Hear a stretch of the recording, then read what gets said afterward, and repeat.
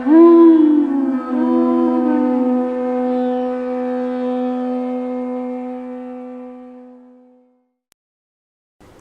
Namo Bhagavate Vasudevaya.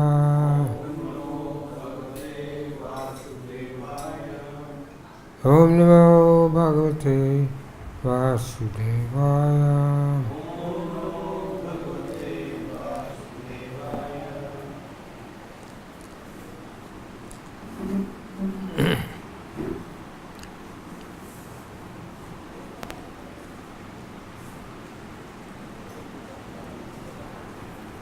Reading from Bhagavad-Gita as it is, Chapter 5, Text number 2.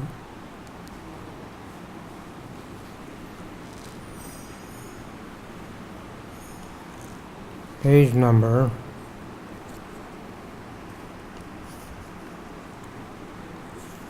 244. Shri Bhagavan Uvacha Tanyasa Karma Yogascha Nishreyas Karo Ahu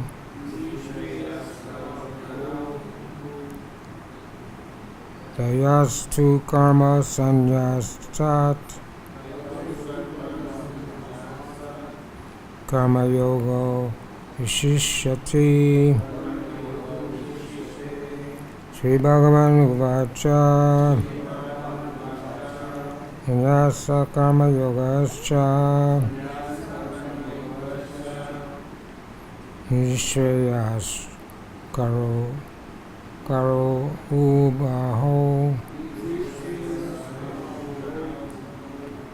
Tayastu Karma Sanyasat Karma Yoga Vishishyate. The word as Ubayu. The word in the third line, second line, last word, Ubayu. Word for word, Sri Bhagavan Uvacha. Personally God had said, Samyasa, renunciation of work, Karma Yoga, work in devotion, Ja, also, Nishreyas Karo, leading to the path of liberation, Ubayu, both, Tayoha, of the two, but Karma Sanyasat, in comparison to the renunciation of fruit of work,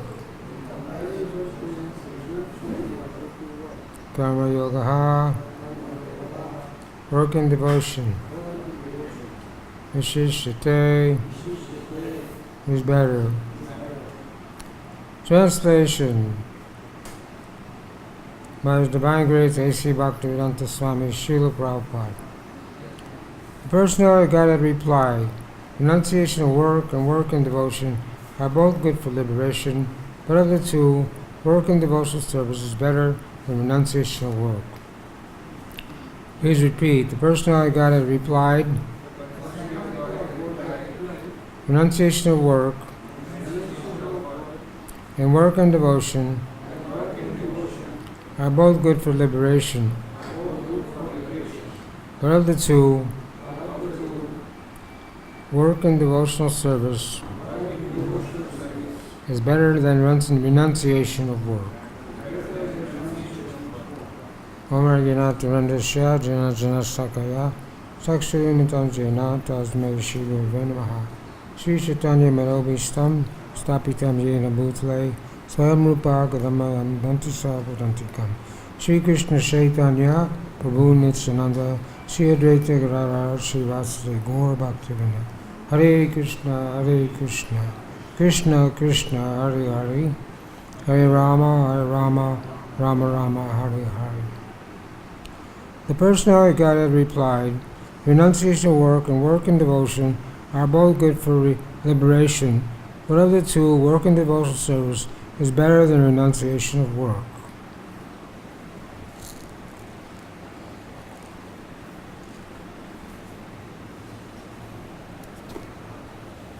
So this is the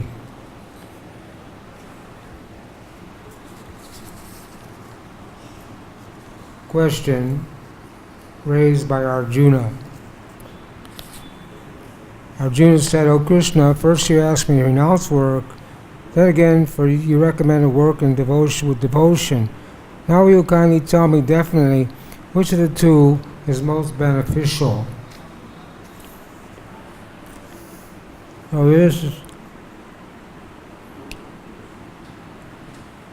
this question also comes up in the 12th chapter.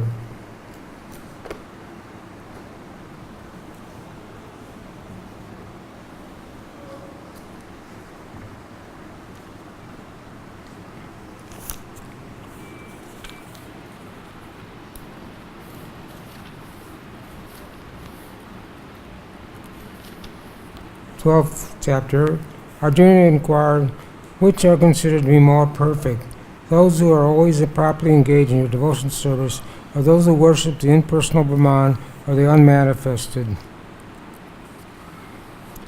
And Krishna says that for those whose minds are attached to the unmanifested impersonal feature of the supreme advancement is very troublesome. To make progress in that discipline is always difficult for those embodied.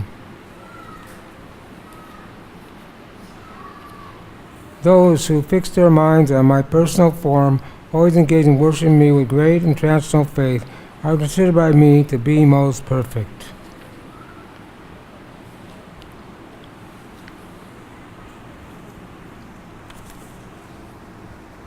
So we have two paths here: renunciation of work and worship and devotion.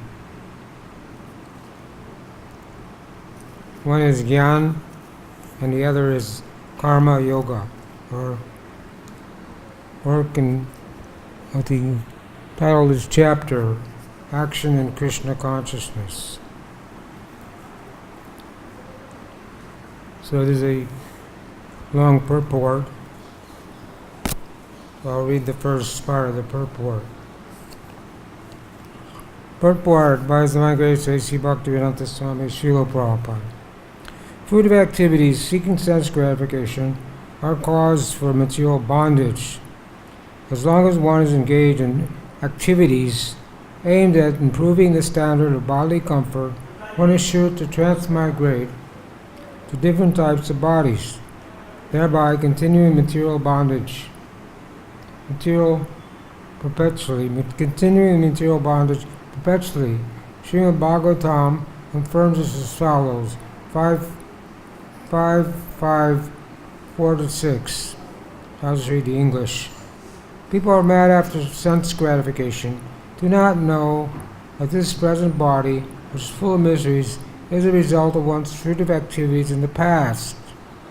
Although this body is temporary, it's always giving one trouble in many ways. Therefore, to act for sense gratification is not good. One is considered to be a failure in life as long as he makes no inquiry about his real identity. As long as he does not know his real identity, he has to work for fruit results for sense gratification. As long as one is engrossed in the consciousness of sense gratification, one has to transmigrate from one body to another. Although the mind may be engrossed in fruitive activities and influenced by ignorance, one must develop a love for devotional service to Vasudeva. Only then can one have the opportunity to get out of the bondage of material existence. So this is Lord. And turn off your phone. Anybody has a phone, please turn off your phone. Don't answer your phone. Anyway, these 3 verses, Srimad Bhagavatam, 5th canto, 5th chapter, 4-6, is Lord Rishabdev speaking to his 100 sons. Lord Rishabdev, father, was desiring to have a son like the Supreme Personality of Godhead.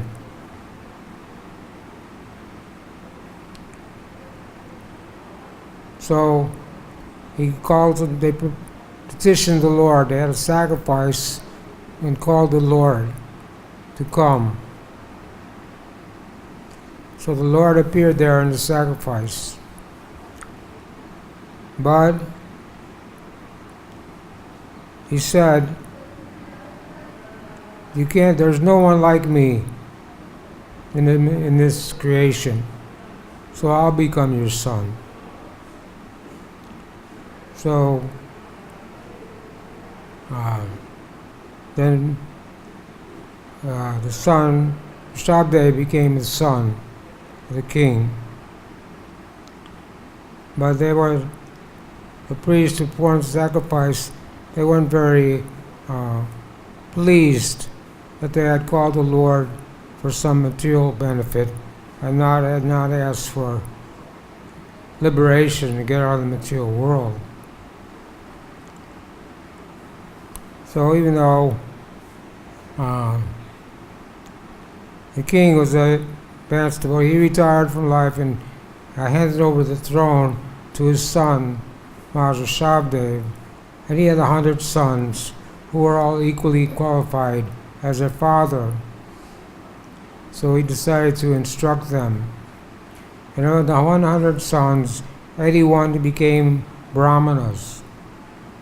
Although they were born Kshatriya family, they became Brahmanas. So this idea which prevails still all over India, all over the world, that you have to be born in a Brahmin family to become a Brahmin, is not substantiated here in the Srimad Bhagavatam.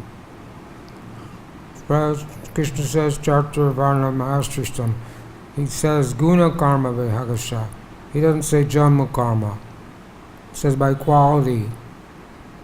So 81 of his sons became Brahmanas, 10 of his sons became Kshatriyas, and 9 of his sons became the 9 Yogendras, who are Paramahansas and appear in the 11th canto, instruct Maharaj Nibi. So, first is Prabhupada is saying, he's not talking about these things, Karma Yoga and Bhakti-yoga. He's talking about the material world, how people are bound up in the material world. Prahlad Maharaj says that material world, everyone's after sense gratification. It's called chewing the chewed. If you get some sugar cane and you chew it for a while, it tastes very sweet, then you spit it out. But if you go back, you chew it again, there's no taste. So everybody in the material world is mad after sense gratification, but they cannot get a satisfaction. It is trying to chew, trying to have their sense gratification in so many different ways.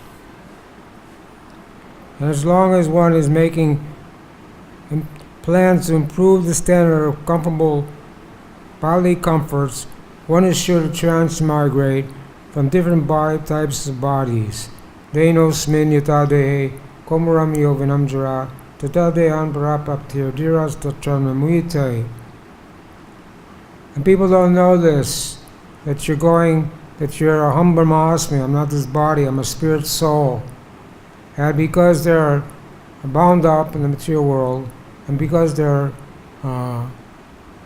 influenced by the 3 modes of material nature, Baladev Vijayabhushan says, because they're glued to the modes of material nature, therefore the material nature gives them this hankara, this false ego, which everyone thinking that I'm this body, and this is my family, this is my nation, and everything in relation to my body, this is all I, me, mine. But this is all false conception. Because when you take birth in this material world, you don't have anything. And when you die, you can't take anything with you. So why is the use of working so hard?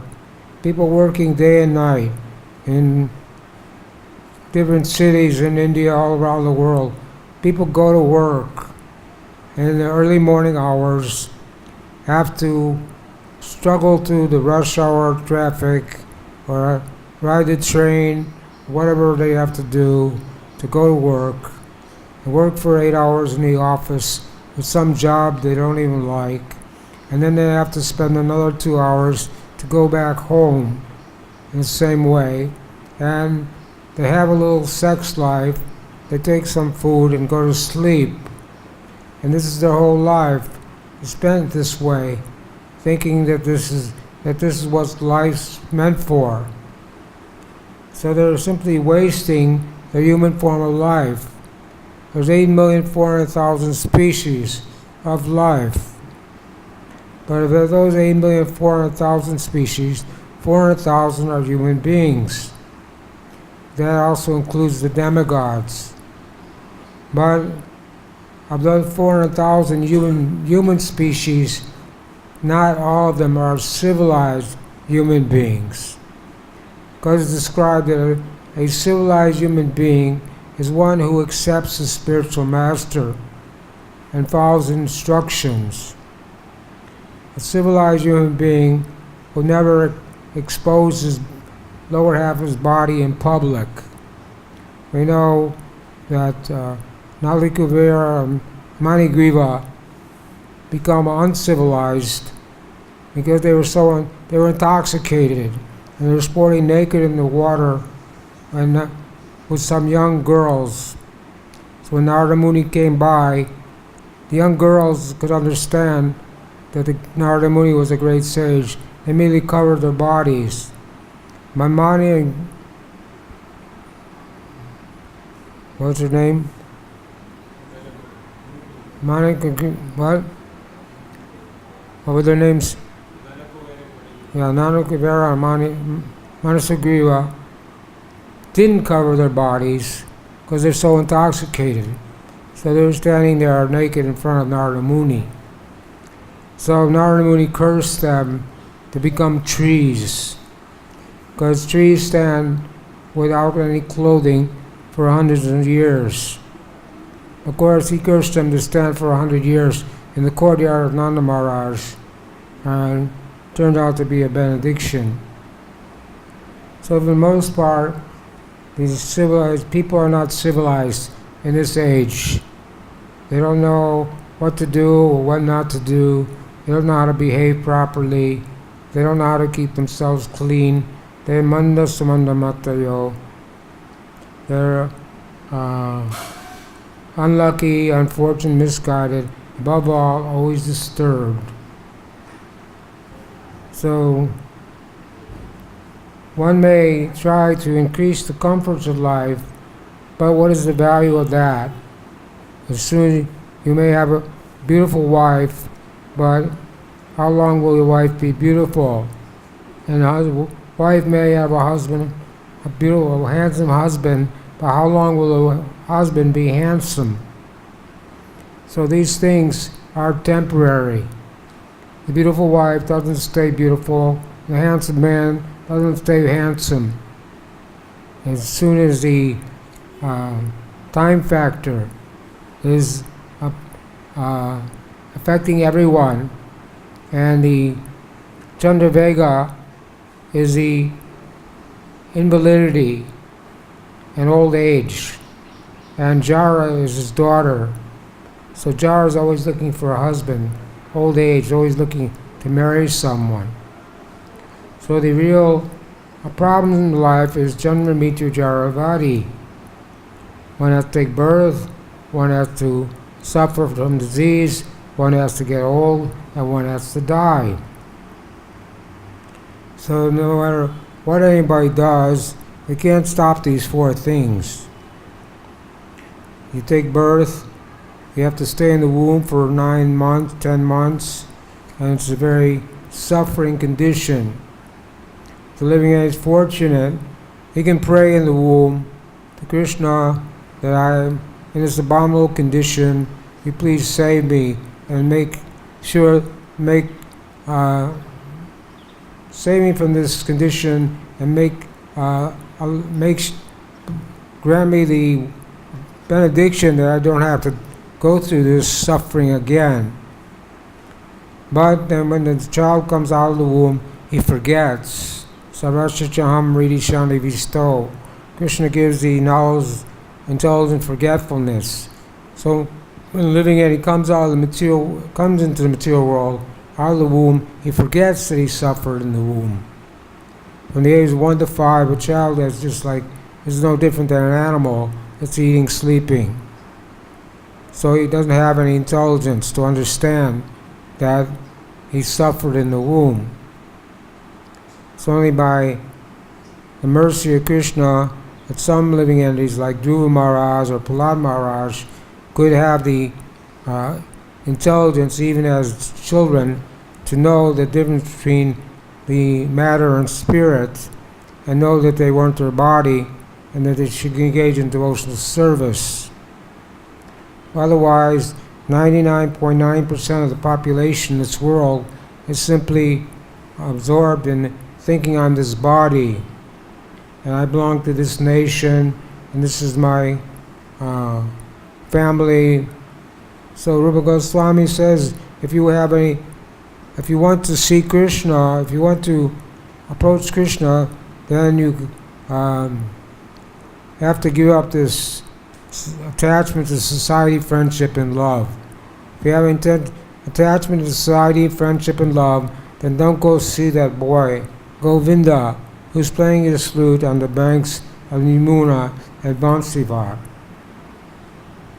So Lord Rishabhadev gave many valuable instructions to his sons about the entanglement of material life. He told them not to live like the hogs and dogs, simply eating stool. But the human life is meant for self-realization, or trying to understand that I'm not this body, aham brahmasmi. So here it says although the mind may be engrossed in fruitive activities and influenced by ignorance, one must develop a love for devotional service to Vasudeva. Only then can one have the opportunity to get out of the bondage of material existence. So the spirit soul, we have minute independence. So somehow or other, we don't know, but we misused our independence. We had a choice whether to serve Krishna in Vaikuntha or Goloka for eternity, or to come in the material world and try to enjoy sense gratification, try to be the Lord of the material world.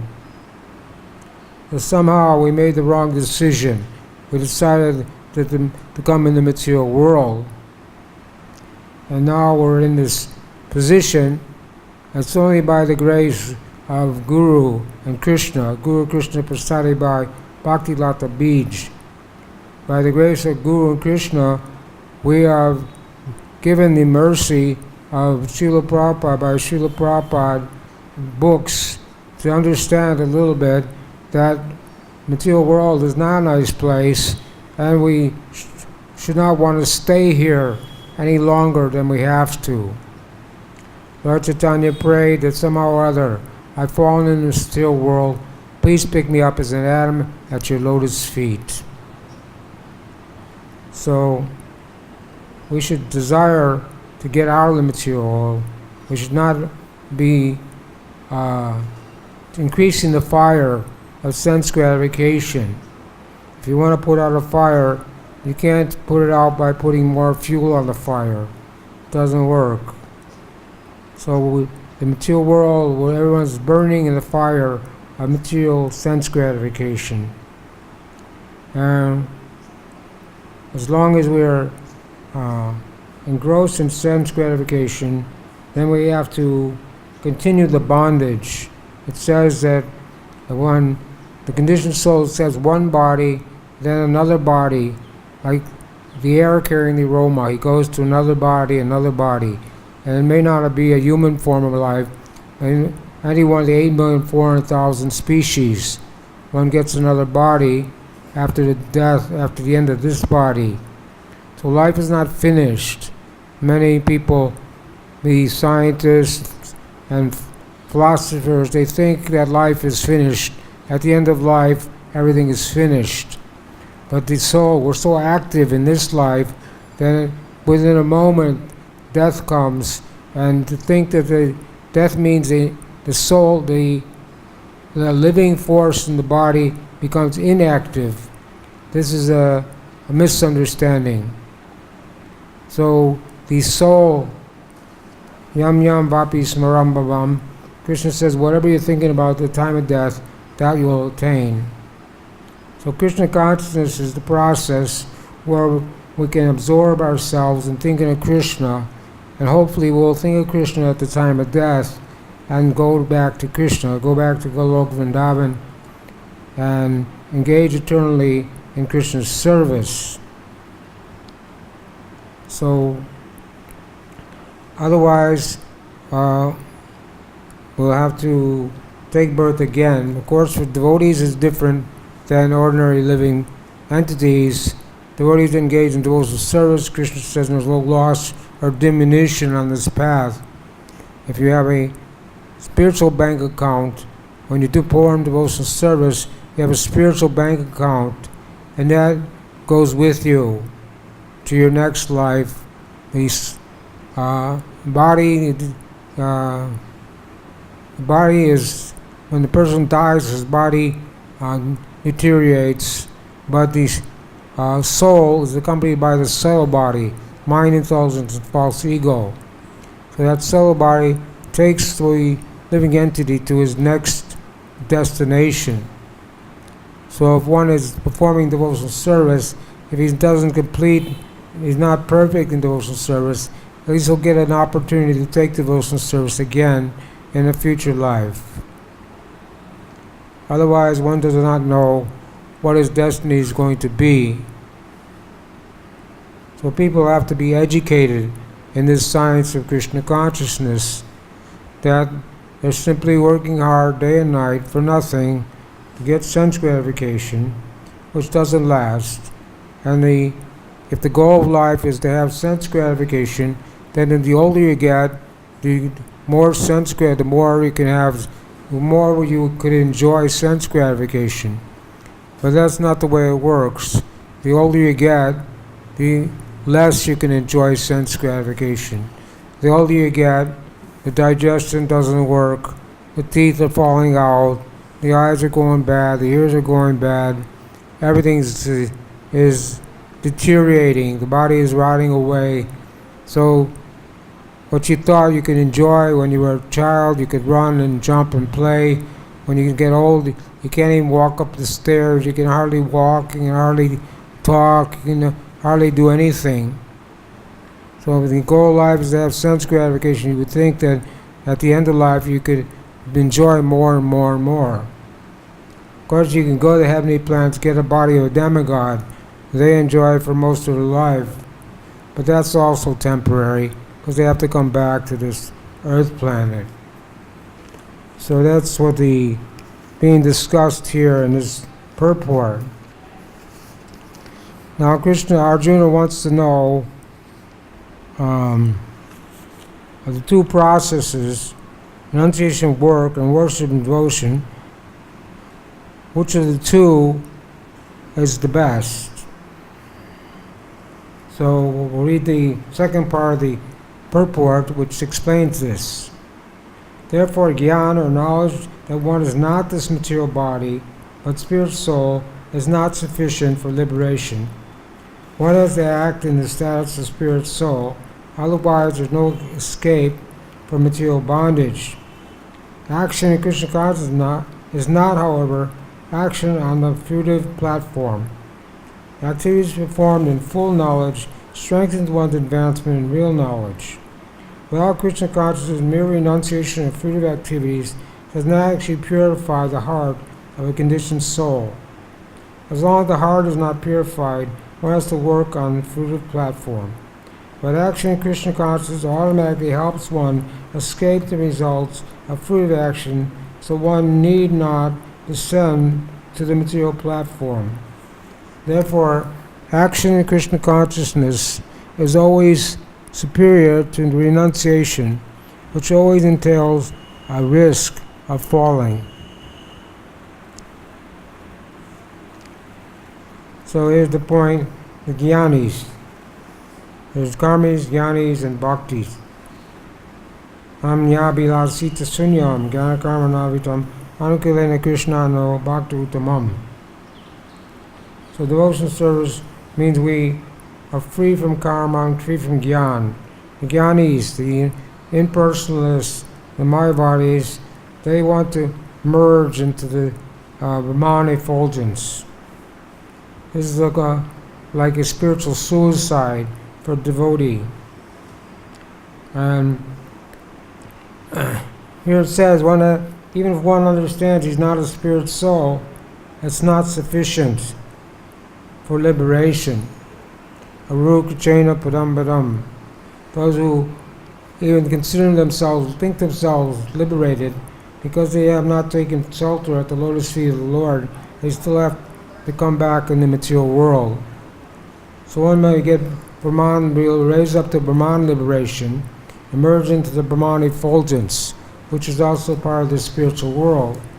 There's the Brahma-yoti, Vaikuntha plants that go up Vrindavan. But in the Brahma-yoti, the spirit souls have no activity, so they're not satisfied. So they again come back into the material world and perform philanthropic activities such as opening hospitals and schools and digging wells and things like that. So it's not a permanent arrangement. Because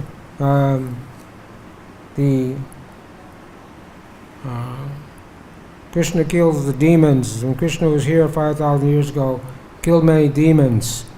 So they also got liberation, but they got the liberation of merging into the Brahman, Suyuja liberation.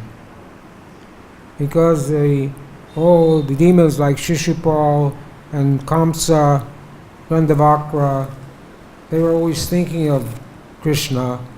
They were Krishna conscious, but not in a favorable way, in an unfavorable way.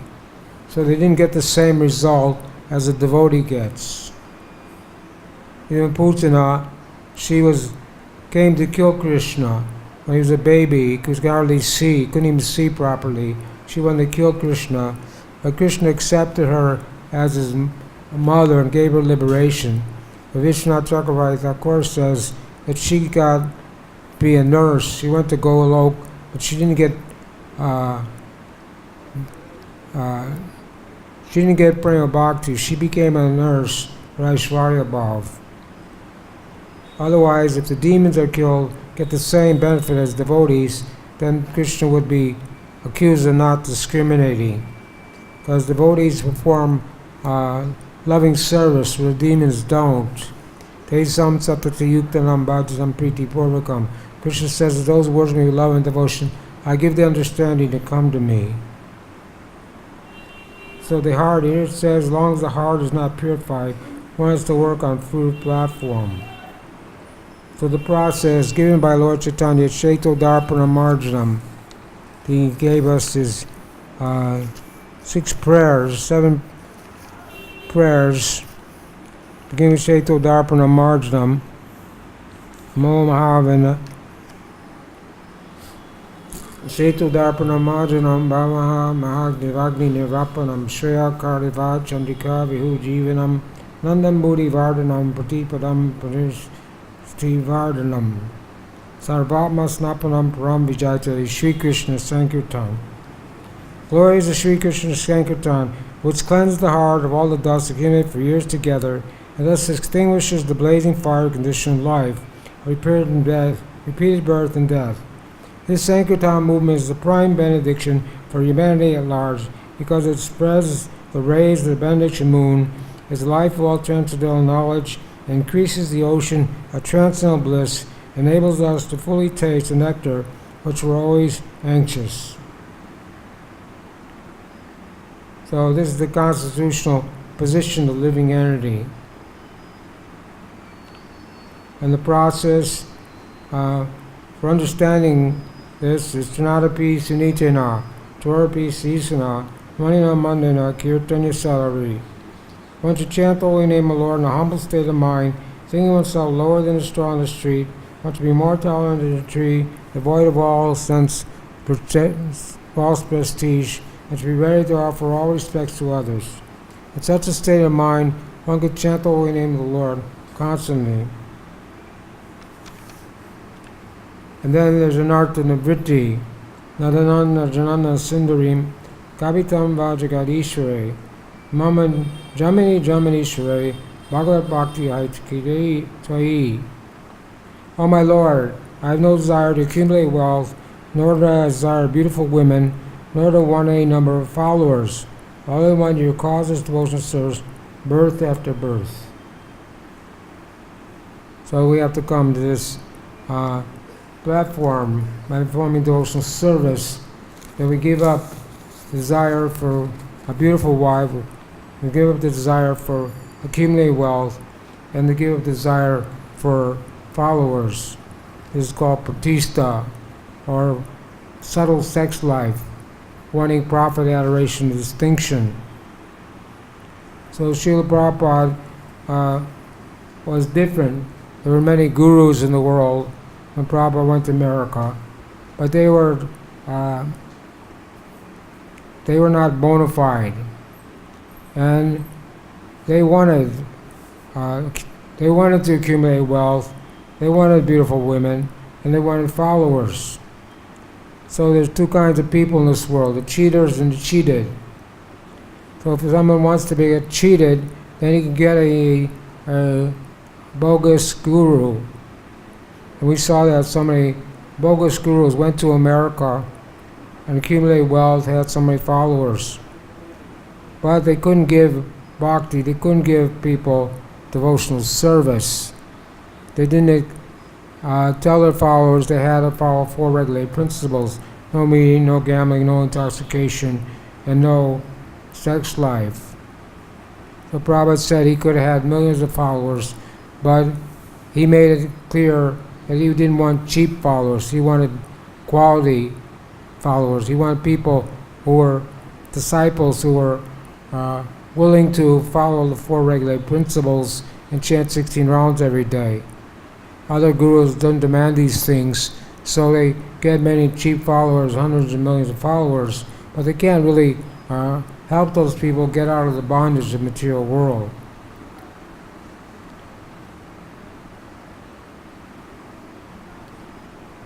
So in this way, the activities of the jnanis is to try to understand that I'm not this body, but it's not sufficient for liberation.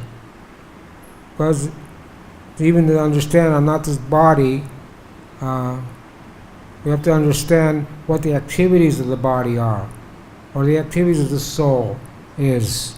And that's Jiver Swarup or Nitya Krishna Das. That I'm the eternal servant of Krishna and perform devotional service. That's the activity for the soul. Brahma Bhuta Prashanatma Nasoshiti Nakanchati Samasarveshu Bhuteshu Mad Bhaktim Labate Param.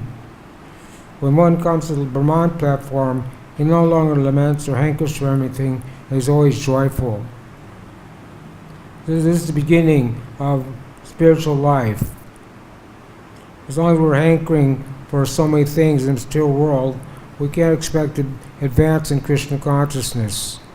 If one wants to take sannyas, he should consider, if he's a woman and thinks she's beautiful, or she's a car, big fancy car, and thinks that's big, that's wonderful, I'd like to have that, but he's not ready to take sannyas. So taking sannyas is not simply a change of dress. Mahaprabhu came 500 years ago. He took sannyas at the age of 24. And so Sarvabhauma Bhattacharya said to him, "You're a sannyasi. You took sannyas at 24. That's too early. But generally people don't take sannyas till 3/4 of life is finished." And he said, like Prabodhan Madhavendra Puri or Prakasananda Saraswati, they were advanced age when they took sannyas. So Lord Chaitanya told Mahaprabhu that you had a nice wife and a faithful wife and a chaste wife and a faithful mother. You shouldn't have taken sannyas so early.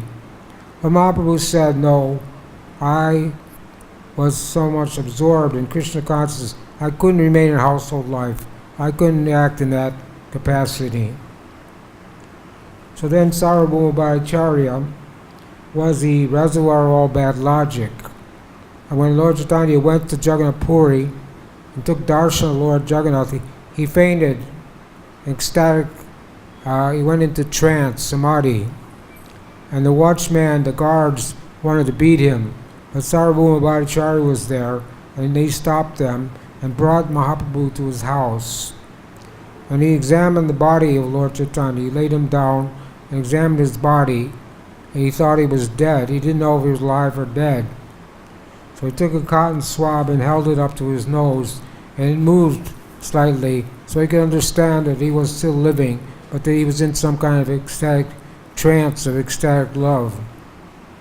But still he couldn't understand that Lord Chaitanya was the Supreme Personality of Godhead. His brother-in-law, Gopinathacharya, did understand who Lord Chaitanya was and tried to explain to Sarvabhauma Bhattacharya that this is the Supreme Personality of Godhead.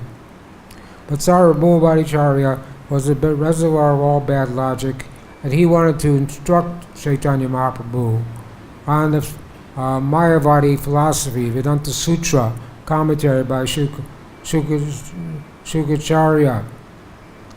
So he said to Lord Chaitanya, you're a sannyasi, you took Mayavadi sannyas, therefore I have to instruct you on Vedanta Sutra. So the only reason Lord Chaitanya took Mayavadi sannyas because it was out of social convention. Not that he became a Mayavadi, but at that time there wasn't any Vaishnava sannyasis available. So Sarvabhauma Bhattacharya instructed Mahaprabhu for 7 days, continuously, on this Sharikya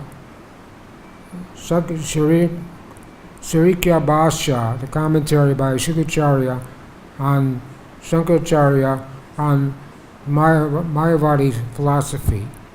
But Lord Chaitanya just sat there and listened. So Sarvabhauma Bhattacharya said, I don't know whether you understand what I'm saying or not, because you're just sitting here, you never ask any questions.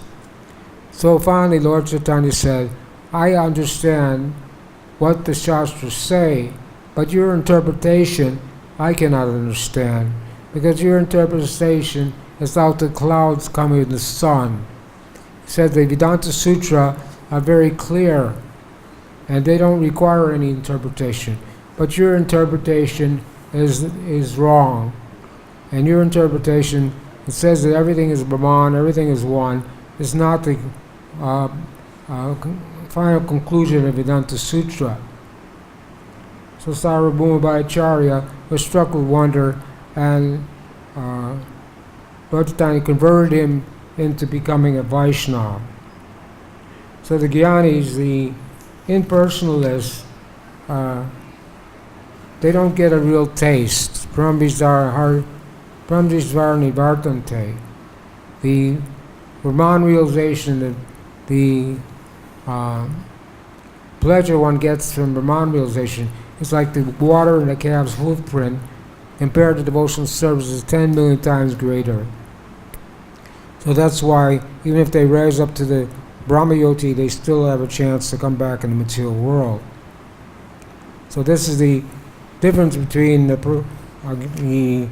process of Gyan, renunciation, without devotional service. There's no activity. The soul needs to be active. So bhakti-yoga, the Gyanis and the impersonalists and Mayavadis think that bhakti is the easy process, but they think their process is better. But bhakti yoga is an easier process. And we'll continue the purport. When persons engage to achieve liberation, renounce things related to... When persons... This is a quote from Rupa Goswami, Bhakti Rasamrita Sindhu. When persons eager to achieve liberation renounce things related to Supreme Personality Godhead, thinking them to be material, their renunciation is incomplete. Renunciation is complete when it is in knowledge of everything in existence belonging to the Lord, knowing that no one should claim proprietorship over anything. One should understand that, factually, nothing belongs to anyone. There's the question of then, where's the question of renunciation? One knows that everything is Krishna's property, is always situated in renunciation. As everything belongs to Krishna, everything should be employed in the service of Krishna. This perfect form of action in Krishna consciousness is far better than any amount of artificial renunciation by a sannyasi of the Mayavadi school. So the yogis, when people give the yogis money, they go, no, they don't want it. But when they give the devotee money, he says, give as much as you possibly can. But the devotee understands, Bhoktaram yajna tapasam sarvaloka maheshwaram sridam sarvabhutanam gyatram mamar santi rishati, that everything is the Lord is the enjoyer, He's the proprietor, and He's the friend of all living entities. So everything in the world, it belongs to Krishna. Everything is Krishna's energy. Nirbandhan Krishna Sambandha Yukta Vairagi Uchite. So whatever we get, we use in Krishna's service, and it becomes spiritualized. He gave the example of a microphone. We use a microphone to talk about mundane things, then it's just a material. But if we use the microphone to talk about Krishna consciousness, then it becomes spiritualized. So in the same way, if we use our body in Krishna's service, then it becomes spiritualized. But it's a gradual process to come to this platform, to understand I'm not this body. So this process of karma yoga, action in Krishna consciousness, it has 4 things that make it different from jnana yoga, or people who want to merge or think Aham Brahmasmi, that I'm a spirit soul, but I'm not this body, but that's incomplete. The karma yoga is better than this jnana yoga because there's activity here.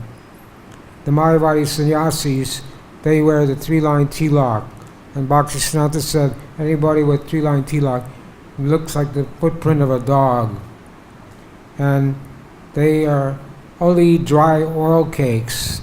They're not, the devotees are chanting, dancing, blissful, where the Mayavadis are morose and unhappy. We see Mayavadis come to the temple, then they carry egg danda, they wear a loincloth, red color, but they're not getting the same taste, Brahmji Svarni Vartante. They're not getting the happiness, the Ananda Buddhi Vardhanam, the holy name, the spirit it comes from the spiritual world. And we understand Satchidananda, that we're eternally full of knowledge and bliss. But the jnanis don't get the same bliss that the bhaktis who are performing karma yoga. So this process is better. And it's also easier. The jnanis, we hear that Vishwamrita Muni, he was a jnani, he was meditating for 60,000 years, but still he didn't have full control of his senses. The persons in Krishna consciousness, we are trying to control our senses, but Vishwamrita Muni, after 60,000 years, Lord Indra started to get worried that someone was becoming too powerful or take over his post. So he sent Menaka, a sati girl, to make Vishwamrita Muni fall down. And he didn't even look at her, he didn't even see her, just by hearing her ankle bells was enough. He opened his eyes and saw her and was attracted to this woman, and as a result, a child was born. So they think that doing this Gyan Mayavadi practices, sometimes they stand in water, cold water up to their neck, sometimes they sit with fire all around.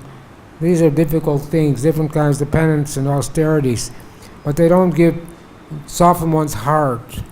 They don't give people love of God, they just make their heart more hard. So what they think is easier is actually more difficult. By performing devotional service, our heart is becoming purified if we're practicing sincerely and following the four regulated principles, attending all the programs, following the path of Vaidhi Bhakti. Well, it may seem like it's more difficult, but the result is that we're feeling peaceful and happy, where the Gyanis and the Karmis and the materialists, all the different kinds of spiritualists, they're still have material desires, so they can't be peaceful. They're morose, just like everybody else, because they can't fulfill their desires. So the process of bhakti, it's also safer. We don't have to meditate for 60,000 years. We see the case of Haridas Thakur. He was approached by a prostitute sent by Ramachandra Khan to make him fall down. But he welcomed the prostitutes. Then at night, she came in the middle of the night, she came at night to see him. Said, you're a young man, I'm attracted to you, I want to have sex with you. Haridas Thakur said, I will fulfill your desire, but first I have to complete my rounds. I made a vow to chant 300,000 names every month, so my vow is not complete. When I can finish my rounds, then I'll fulfill your desire. So Haridas Thakur told the prostitute, just sit down here and wait. So she did that for one night, and then at daybreak, when the sun came up, nothing happened. She went back, and Haridas Thakur apologized, said, well, I didn't finish my rounds tonight, but come back tomorrow night, and then I'll finish my rounds. So she came back a second time, and the same thing happened. She listened to Haridas Thakur chanting, and nothing happened. So she finally realized that Haridas Thakur was not an ordinary person, and she came for the third night, but then she surrendered to Haridas Thakur. He said, I was sent here by Ramachandra Khan to make you fall down, but I want you to accept me as your spiritual master. So Haridas Thakur replied, yes, I knew this Ramachandra Khan was a foolish person, and he sent you here. I would have left this place 3 days ago, but just to deliver you, I stayed here. So he told the prostitute that you give away all your possessions and only keep one cloth, and come here and sit in this hut, worship Tulsi, and chant the holy name. So she did that, and by following Haridas Thakur's instructions, she became a pure devotee. And she only ate very frugally. She ate whatever was sent to her, and she chanted 300,000 names. She began to chant, same as Haridas Thakur. So Haridas Thakur was not allured by a prostitute. Then it says again, Haridas Thakur was tested. He was living in a cave, and a woman came there and petitioned him. That was the material energy, Mahamaya. She came to test Haridas Thakur, and the same thing, he was not allured. So this means that examples of how devotional service is safer than any other process. And Gyan, or knowledge, is there included in Karma Yoga or Krishna consciousness. Nirbandhan Krishna Sambandha, it says Sri Krishna Chaitanya, what is it? Vairagya Vidya Nidya Bhakti Yoga. The Lord Chaitanya came to teach Vairagya, renunciation, and knowledge, but renunciation knowledge that fosters pure devotional service. So this pure devotional service, when Lord Chaitanya met Ramananda Roy, he asked him, well, what was the perfection of life? And he finally came to the conclusion that the gopis of Vrindavan had achieved the highest perfection of life. Because Lord Chaitanya prayed that whether you will embrace me or make me brokenhearted by not being present before me, you always my worshipful Lord unconditionally. This is the mood of Srimati Radharani. And Krishna was in Vrindavan. He left Vrindavan at 11 years old. Of course, Krishna never leaves Vrindavan. His Vasudeva expansion went to Mathura. But he was unmanifested. He left Vrindavan for two reasons. Because the demons were always attacking Vrindavan and disturbing the people. So he wanted the people to not to be disturbed anymore. And he also felt that the gopis' love for him was waning, was depreciating. So he knew that if he left Vrindavan, that mood of separation, Vipalamaha, was the highest form of devotional service. Not only the gopis, but Mother Yasoda and Nanda Maharaj, the cowherd boys, they were also almost on the same level of the gopis in the mood of separation. So this is the highest form of the devotional service, to always be in the mood of the gopis, feeling separation. Somehow or other, we've fallen into the material world. We're asking the Lord to pick us up. So it's the question raised here by Arjuna, which is better, Gyan or Karma or devotional service? And the answer is that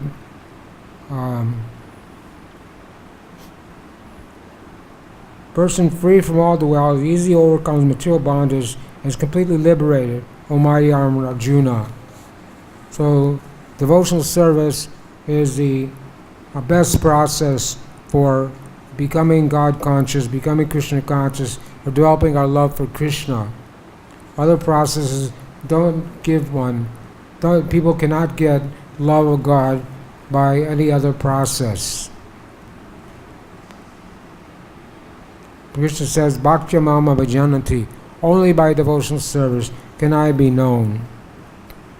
So this was stressed here, that we have to practice Krishna's consciousness. Bhavanam Janmanam Te Gyanavam Bhavajante Vasudeva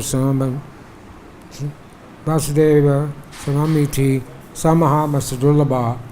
That after many, many lifetimes, one practicing devotional service, one may come to Krishna consciousness. Such a soul is very rare. So we've all come to Krishna consciousness through our past life Sukriti.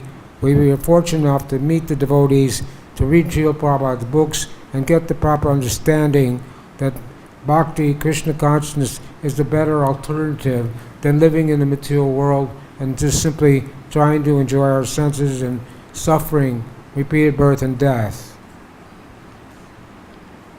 So this should be understood, that process of Krishna consciousness is better than any other process, easier and safer, and it contains Gyan, which the last chapter was transcendental knowledge. Knowledge means to know the difference between spirit and matter and the control of both. So this is real knowledge, real Gyan. Simply to understand not this body, that's incomplete.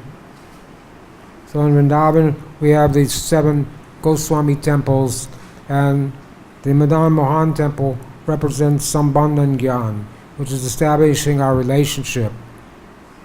And then there's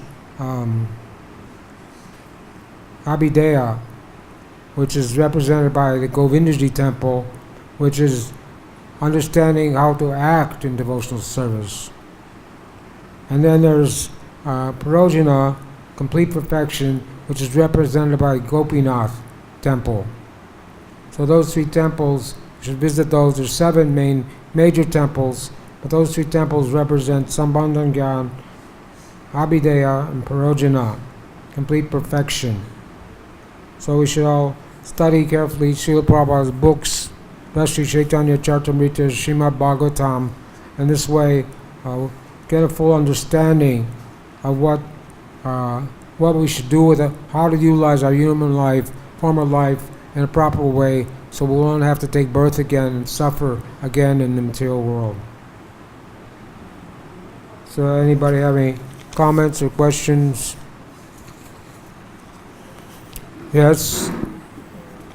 There's a question from Santa Claus.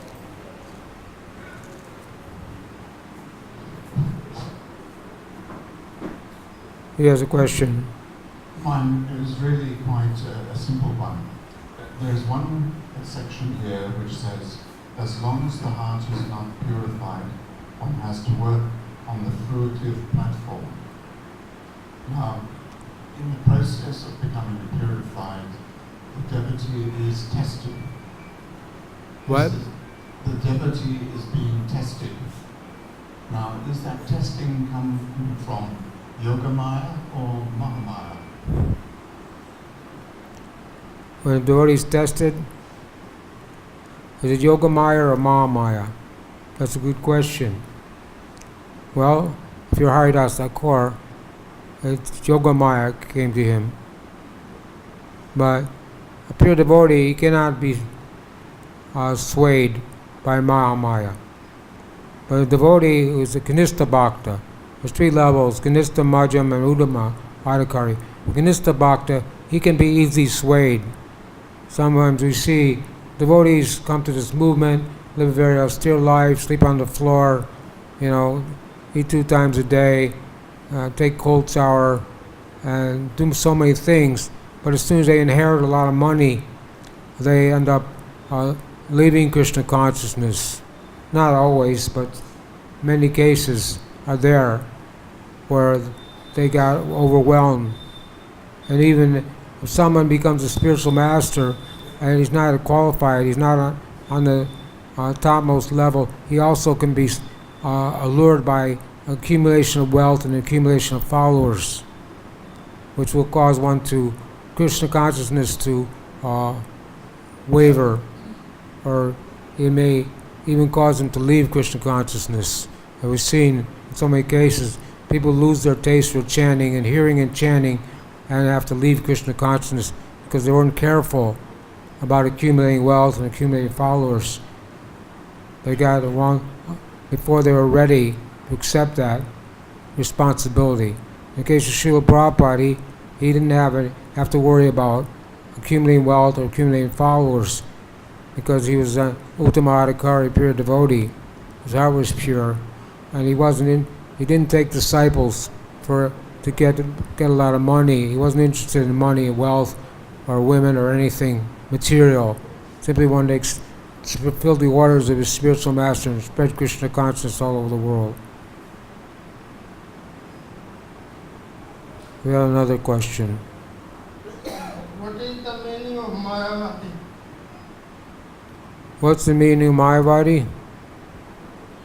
Someone who thinks when Krishna comes to this material world, he takes a material body, and that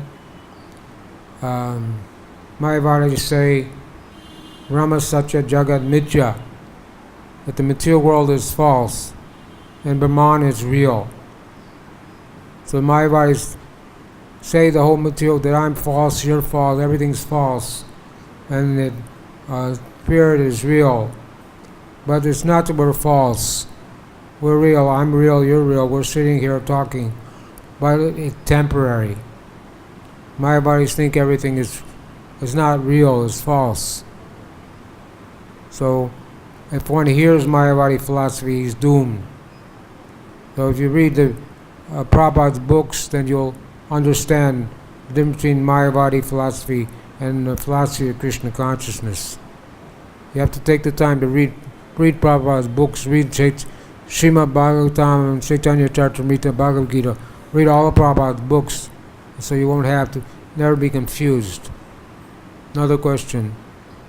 Just following from that comment, there is a book by Bhakti-yoga called Jaiva Dharma, and in chapter 15 there are many examples of Mayavadi philosophy which seem perfectly logical. then Bhakti-yoga Thakur says, these are my body, and he explains why they are wrong. Prabhupada recommended that we read that book. Yeah, Lord Chaitanya also went all over South India, defeating the Mayavadis. Defeated the Mayavadis in Benares, defeated the Buddhists.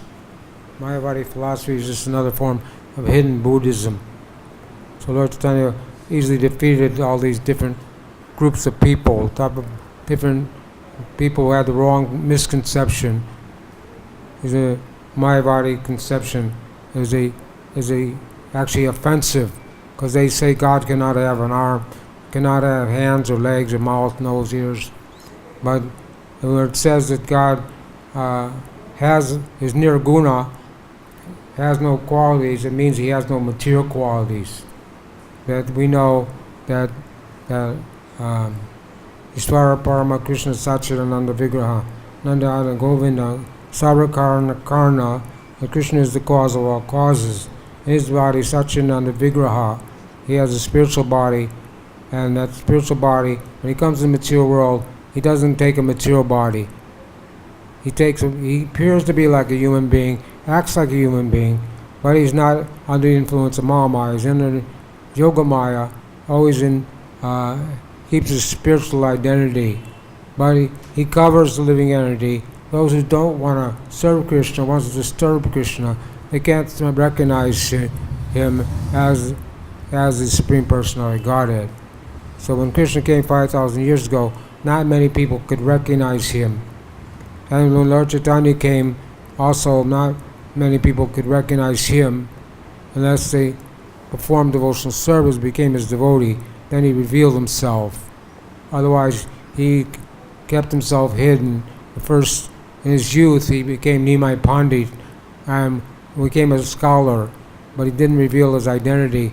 So after he went to Gaya and took initiation from Ishwar Puri and began practicing devotional service and introduced the Sankirtan movement.